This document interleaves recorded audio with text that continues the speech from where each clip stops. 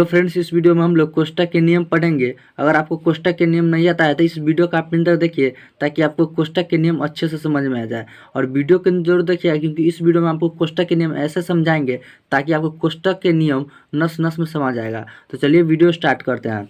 यहाँ पर हम कोष्टक के नियम के समझने से पहले हम ये समझ लेते हैं कि कोष्टक आखिर कितने प्रकार के होते हैं। ठीक है, तो यहाँ पर देखिए कोष्टक के प्रकार, यानी कोष्टक कितने तरह के होते हैं। तो यहाँ पर आंसर में देखिए कोष्टक 4 प्रकार के होते हैं। अगर आपसे कोई प्रश्न करे कि कोष्टक कितने प्रकार के होते हैं, तो आपको आंसर देना है कोष्टक 4 प्रकार के होते हैं। और कौन कौन से होते हैं वो हम देख लेते हैं। यहाँ पर देखिए, पहला है हमारा रेखा कोष्टक, जिसका चिन्ह कुछ इस प्रकार है। ठीक है, दूसरा है हमारा छोटी कोष्टक, जिसका चिन्ह कुछ इस प्रकार है।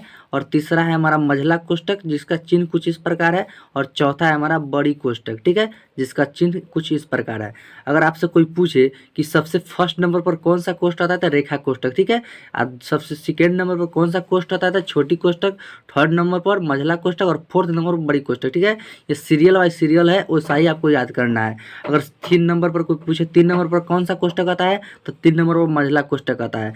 अगर आपको प्रश्न सोल्व करना रहे तो कैसे सोल्व कीजिएगा, पहले रेखा कोष्टक को सोल्व कीजिएगा, उसके बाद छोटी कोष्टक को सोल्व कीजिएगा, उसके बाद मझला कोष्टक को सोल्व कीजिएगा, उसके बाद बड़ी कोष्टक को सोल्व कीजिएगा। ठीक है, यहाँ पर 4 प्रकार के दिया हुआ है ना, लाइन बाय लाइन, तो लाइन बाय लाइन आपको सोल्व करना है। ठीक है, ये नहीं जब पहले आपको बड़ी कोष्टक सोल्व कर दीजिएगा, उसके बाद रेखा कोष्टक सोल्व कर दीजिएगा, उसके बाद मझला कोष्टक सोल्व कर दीजिएगा, तो आपका प्रश्न गलत हो जाएगा, यानी आप बनाए होंगे वो गलत हो जाएगा।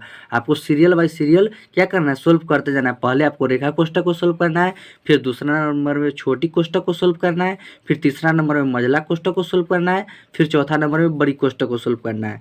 चलिए हम एक प्रश्न की मदद से आपको समझाते हैं। अब यहाँ पर देखिए दोस्तों, हम लोग कोष्टक के एक प्रश्न ले चुके हैं। अब इसे हम सोल्व करके बताते हैं कि उसका नियम किस प्रकार लागू किया जाता है। तो हमने पढ़ा था कोष्टक के नियम में, मैंने आपको बताया था कि पहला होता है हमारा रेखा कोष्टक, दूसरा होता है हमारा छोटी कोष्टक, और तीसरा होता है हमारा मझला कोष्टक, चौथा होता है हमारा बड़ी कोष्टक।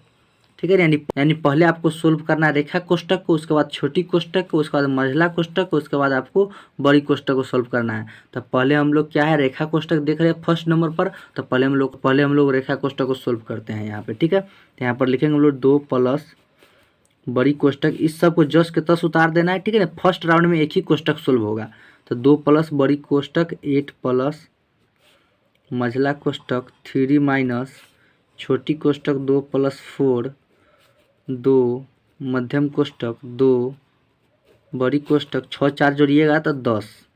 यानी यहाँ पर देखिए हम लोग रेखा कोष्टक का काम तमाम कर चुके हैं, यानी जोड़ दिए, यानी यह खत्म हो गया। अब हम लोग काम करेंगे दूसरा नंबर पर छोटी कोष्टक का। तो लिखेंगे 2 प्लस बड़ी कोष्टक 8 प्लस मध्यम कोष्टक 3 माइनस, इसे देखिए अब हम लोग छोटी कोष्टक को सोल्व करेंगे, तो इसमें प्लस है तो प्लस यानी जोड़ है, तो 4 और 2 हो जाएगा हमारा 6।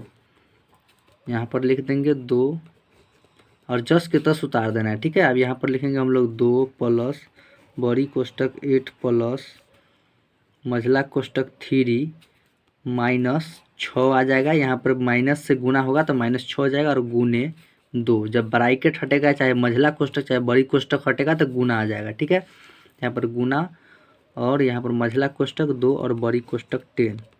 अब यहाँ पर देखिए हम लोग क्या, छोटी कोष्टक का भी काम तमाम कर दिए, मतलब छोटी कोष्टक का भी काम खत्म। अब हम लोग करेंगे मझला कोष्टक का काम। ठीक है, यानी इसको करेंगे मझला कोष्टक। यहाँ पर मझला कोष्टक आ गया ना, तो मझला कोष्टक में घटाव और गुना है, तो इसको हम लोग सोल्व करेंगे। अब यहाँ पर लिखेंगे 2 प्लस बड़ी कोष्टक 8 प्लस मध्यम कोष्टक 3 माइनस गुना हो जाएगा तो 6 दूना हो जाएगा 12, और मध्यम कोष्टक, देखिए मझला कोष्टक को मध्यम कोष्टक भी कहा जाता है। ठीक है ना, इस बात को आपको ध्यान में रखना है। यहाँ पर लिखेंगे 2 बड़ी कोष्टक 10। अब यहाँ पर लिखिएगा आप 2 प्लस बड़ी कोष्टक 8 प्लस मध्यम कोष्टक, घटाइएगा तो आ जाएगा आपका -9 मध्यम कोष्टक 2 बड़ी कोष्टक 10। ठीक है ना, अब यहाँ पर लिखेंगे हम लोग 2 प्लस बड़ी कोष्टक 8 प्लस है, तो यहाँ पर देखिए माइनस से गुना जाएगा, तो प्लस माइनस से गुना होकर माइनस हो जाता है, तो -9, और मध्यम कोष्टक हटेगा तो गुना 2 हो जाएगा। ठीक है, और बड़ी कोष्टक 10 हो जाएगा। अब यहाँ पर हम लोग क्या करेंगे, लिखेंगे 2 प्लस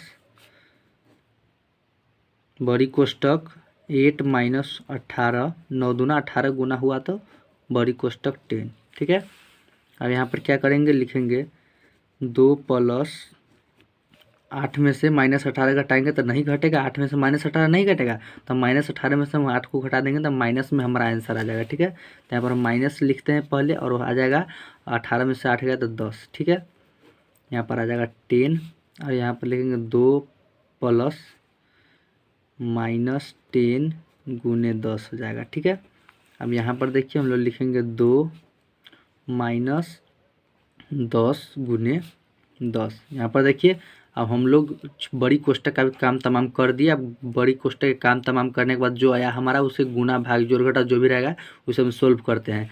तो यहाँ पर पहले है घटाओ गुना है तो पहले हम गुना को सोल्व करते हैं। यहाँ पर लिखेंगे हम लोग 2 माइनस 100, 10 दाई के 100 और घटाएंगे तो प्लस माइनस माइनस होता है।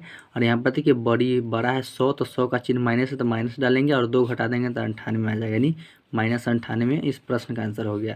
तो आई होप आप कोष्टक के नियम को समझ गए होंगे अच्छे तरीके से और उस प्रश्न को कैसे सोल्व किया जाता है आपको अच्छे तरीके से समझ में आ गया होगा। तब तक चलिए मिलते हैं नेक्स्ट वीडियो में, तब तक के लिए धन्यवाद।